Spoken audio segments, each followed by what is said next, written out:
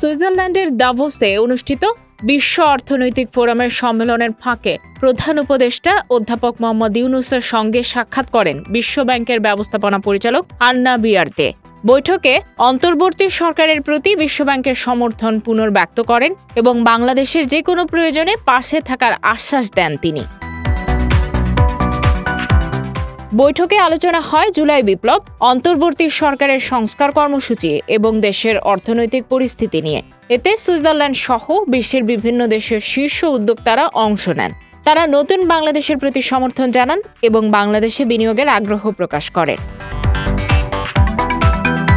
প্রধান উপদেষ্টার কার্যালয়ের মুখ্য সমন্বয়ক লামিয়া মোর্শেদ, প্রেস সচিব শফিকুল আলম এবং জাতিসংঘে বাংলাদেশের স্থায়ী প্রতিনিধি তারেক আরিফুল ইসলাম বৈঠকে অংশ নেন। Dhaka express desk report.